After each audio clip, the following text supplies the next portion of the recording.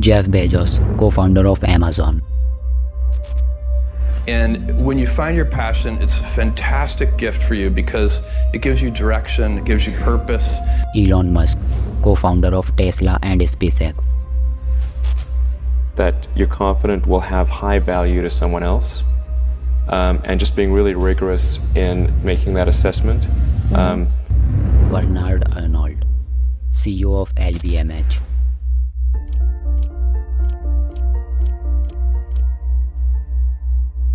Mark Zuckerberg, co-founder of Facebook. इन सब लोगों में एक चीज़ तो कॉमन है, और वो ये कि ये लोग आज के टाइम में वर्ल्ड के सबसे ज़्यादा रिचेस्ट पर्सन है।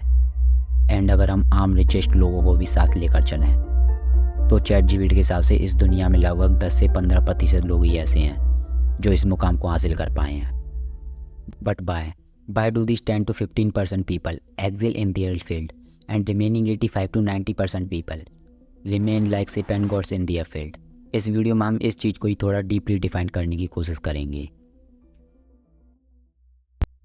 जो भी लोग कुछ ढंग का कर जाते हैं अपनी लाइफ में, यानी हाईली सक्सेसफुल हो जाते हैं किसी भी फील्ड में, उनकी थिंकिंग में क्या होता है, वो हमेशा रास्ता ढूंढते रहते हैं कुछ करने का, अपने आप को इंप्रूव करने का।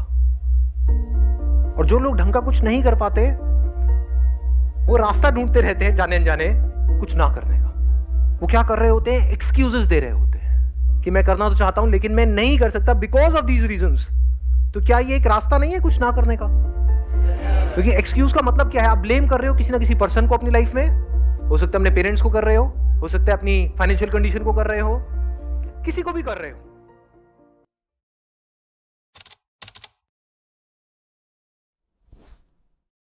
Look brother, the person who wants to become great will first become great himself. अगर मेरे भाई इसका मतलब तुम नहीं समझे तो मैं समझाता हूँ। एक व्यक्ति जो बड़ा बनने की चाह रखता है वह पहले खुद बड़ा बनेगा, यानी कि वह पहले अपनी नज़र में बड़ा बनेगा, उसके बाद वह बाहर बड़ा बनने को निकलेगा। जैसे कि आप अपने आसपास या किसी भी रिचेस्ट पर्सन को देख लो, उसने पहले अपने ऊपर काम किया होगा, उसके बाद उसने अपनी फील्ड में काम किया होगा। ओके, मैं आपको थोड़ा अच्छे से एक्सप्लेन करने की कोशिश करता हूँ। आप में से लगभग सभी लोगों ने धीरूभाई अंबानी का नाम तो ज़रूर सुना होगा, और ज़्यादातर लोगों को उनके बारे में केवल यही पता है कि वो बहुत बड़े पैसे वाले और अमीर घराने से आते थे, इसलिए वो इतने बड़े पैसे वाले बने। नहीं भाई, इस चीज़ को जानने के लिए हम थोड़ा उनकी घर गृहस्थी में घुसने की कोशिश करते हैं। तो धीरूभाई अंबानी अपने माता पिता के इकलौते लड़के थे। धीरूभाई अंबानी के पिता का नाम हीराचंद गोवर्धनदास अंबानी था। हीराचंद अंबानी गुजरात के एक छोटे से गांव से बिलोंग करते थे और वहीं पर वह एक गांव में टीचर का काम करते थे। हीराचंद गोवर्धनदास अंबानी बनिया समुदाय से बिलोंग करते थे, इसलिए वे धीरूभाई को बचपन से ही व्यापारिक और एवेल्यूएशन की नॉलेज देते रहते, जिससे उन्हें बचपन में ही एक ऐसा नेचर मिल पाया, वे बिजनेस में एक ऐसा कदम रख पाए जो उन्हें आज धीरूभाई अंबानी कहलाता है। अब हम आम लोगों की तरह धीरूभाई अंबानी की फैमिली भी फाइनेंशियली मॉडेस्ट बैकग्राउंड से थी। तो मन में सवाल ये उठता है कि धीरूभाई के पास इतना पैसा कहाँ से आया? तो इस सवाल का जवाब जानने के लिए अब अपने दिमाग के थोड़े पेज खोल कर रखना, जिससे मेरी आगे बताने वाली सारी बातें तुम्हारे समझ में आए। धीरूभाई के पिता का एक स्पाइसेस मसाले का भी बिजनेस था, जिसमें धीरूभाई ने अपने पिता के इस बिजनेस में अपना हाथ बटाया। ये सब करते धीरूभाई ने अपने फ्यूचर बिजनेस के लिए मनी सेव करना स्टार्ट कर दिया था।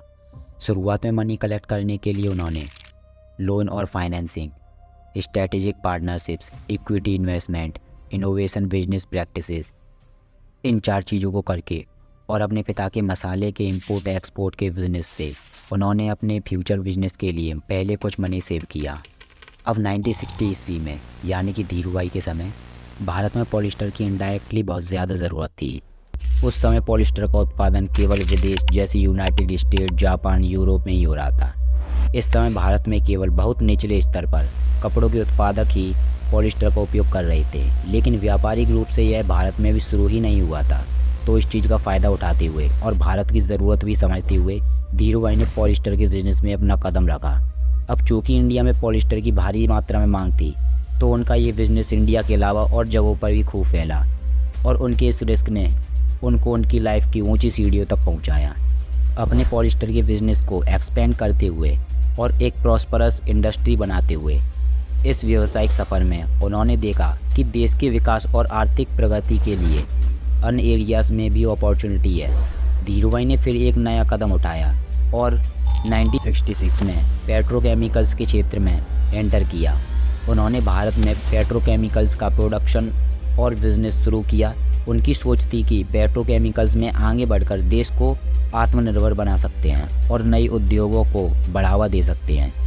इसके बाद रिलायंस इंडस्ट्रीज़ लिमिटेड की स्थापना 8 मई 1973 को हुई। ये एक महत्वपूर्ण कदम था। धीरूभाई अंबानी की व्यावसायिक यात्रा में रिलायंस इंडस्ट्रीज़ ने पहले से ही पेट्रोकेमिकल्स और पॉलिस्टर के क्षेत्र में अपना ख्याल रखा था, लेकिन उसके बाद यह एक एक्सटेंडेड बिजनेस ग्रुप बन गया जो कि आज दुनिया भर में फेमस है। अब इस स्टोरी को एक एग्जाम्पल मानकर समझें कि एक बिजनेस करने वाले इंसान का दिमाग कैसे काम करता है। तो धीरू भाई या किसी भी रिच पर्सन के वहाँ तक पहुँचने में ये 5 चीज़ें कॉमन होती हैं।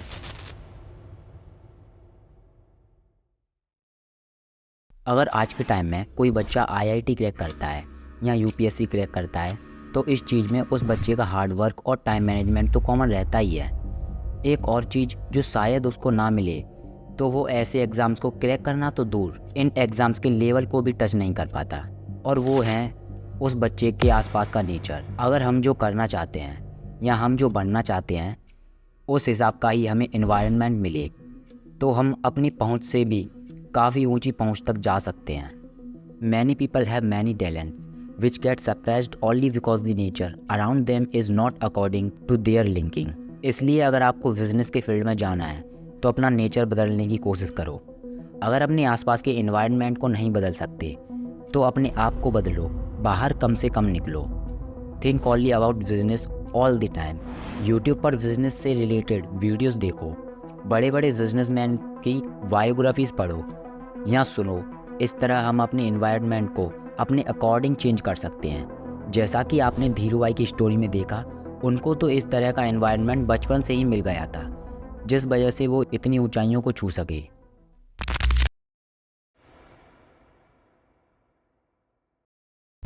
आपको जिस भी फील्ड में अपना बिजनेस स्टार्ट करना है उसमें आपको अच्छे से जानकारी होनी चाहिए। जैसे कि धीरू भाई की स्टोरी में जब उन्होंने पॉलिस्टर का बिजनेस स्टार्ट किया होगा तो उन्होंने इसके बारे में अच्छे से रिसर्च की होगी और इसको समझने के बाद ही इसमें इन्वेस्ट करने का जोखिम उठाया होगा।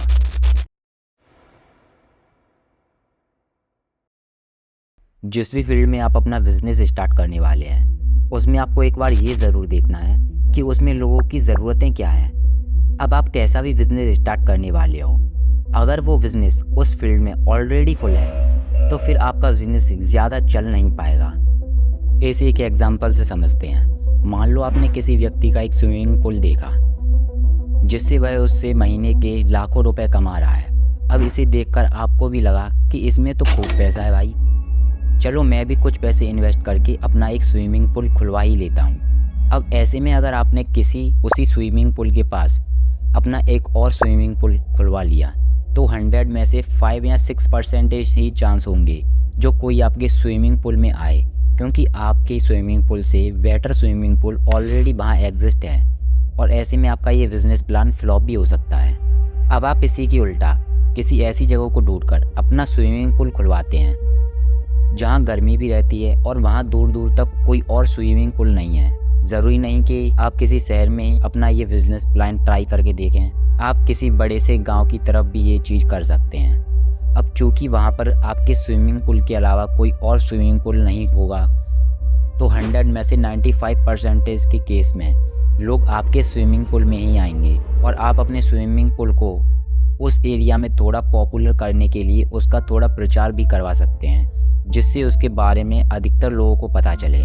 अगर मान लो ये बिजनेस प्लान आपने किसी रूरल एरिया में भी किया जहाँ पहले से कोई स्विमिंग पूल नहीं है, तो अगर उस गांव से मान लो 50% रोज आते हैं और आपने प्रत्येक की फीस मान लो केवल 80 रुपीज़ रखी, तो इस हिसाब से 50 × 80 यानी कि आपकी रोज़ की इनकम 4000 की होगी और मंथ का देखिए तो हुआ 4000 × मान लो 30 यानी कि 1,12,000, जो कि आज के टाइम में किसी सरकारी नौकर की भी सैलरी नहीं है। अब अगर हम इस पूरी चर्चा का कंक्लूजन देखें तो सीधा मतलब ये है, आपको जिस भी फील्ड में बिजनेस स्टार्ट करना है उस फील्ड में जहाँ पर आप उस बिजनेस को स्टार्ट करने वाले हैं वहाँ लोगों को उस चीज़ की ज़रूरत है भी या नहीं, क्योंकि जहाँ पर भी आप किसी बिजनेस को स्टार्ट करने वाले हैं वहाँ उस बिजनेस में कंपटीशन जितना कम होगा सक्सेस रेट उतनी ही ज़्यादा होगी।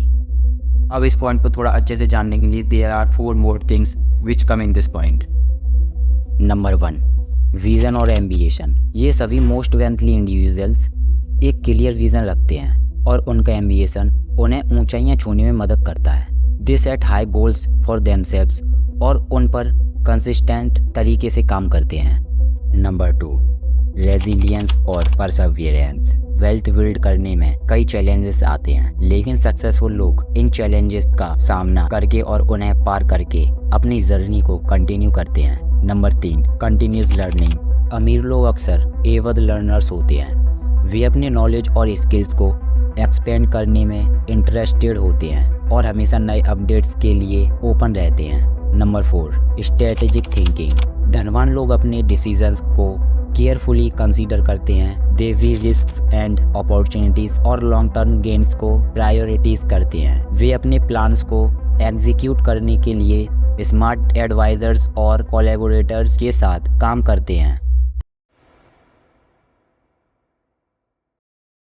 बहुत सारे लोग सोचते तो हैं कि बिजनेस करना है यार, और वे बिजनेस के फील्ड में एंटर भी कर जाते हैं। उनके पास दिमाग और स्किल दोनों होता है, लेकिन कमी होती है तो केवल कॉन्फिडेंस की। हम तो छोड़ो, कोई भी व्यक्ति जब पहली बार कोई बिजनेस करने जाता है तो उसके अंदर नर्वसनेस सी फील होती है, जिससे उसे लोगों से ज़्यादा बात करने में एक तरह से अंदर से डर सा लगने लगता है, और इसे ही हम कह देते हैं कि भाई तेरे अंदर कॉन्फिडेंस की बहुत कमी है।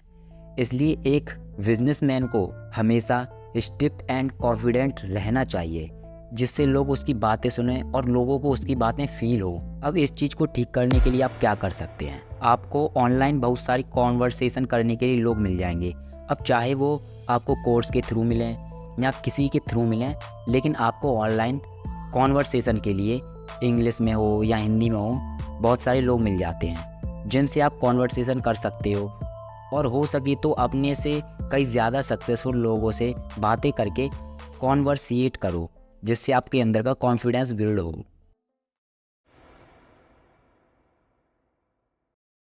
अगर एलन मस्क अपना चौथा रॉकेट लॉन्च करने में रिस्क ना लेते तो शायद आज हम उन्हें जानते भी नहीं होते। अगर धीरू भाई रिस्क लेकर पॉलिस्टर के बिजनेस में कदम ना रखते तो आज रिलायंस ही ना होती और ना हम उन्हें जान रहे होते। अगर 1994 में जेफ बेजोस रिस्क लेकर अपनी अच्छी खासी नौकरी छोड़कर इंटरनेट पर ऑनलाइन एक बुक स्टोर ना शुरू करते तो आज अमेज़न ना होता। ऐसे ही आपको इंटरनेट पर कई एग्जाम्पल्स मिल जाएंगे जिसमें वर्ल्ड के टॉप पैसे वाले लोगों के केवल रिस्क लेने की वजह से आज उनका नाम पूरे वर्ल्ड में फेमस है। अब उनको तो ये चीज़ अच्छे से पता थी कि इस चीज़ में इन्वेस्ट करके अगर हम रिस्क लेते हैं तो गारंटेड फ्यूचर में लोगों को इसकी ज़रूरत पड़ेगी और ये कंपनी फ्यूचर में काफ़ी ग्रो भी करेगी। लेकिन अब आपके ऊपर डिपेंड करता है कि आप कैसा रिस्क ले रहे हैं। जिस भी बिज़नेस में आप रिस्क ले रहे हैं, क्या उसकी फ्यूचर में लोगों को ज़रूरत भी पड़ेगी? इसके बारे में थोड़ा ठीक से सोचें।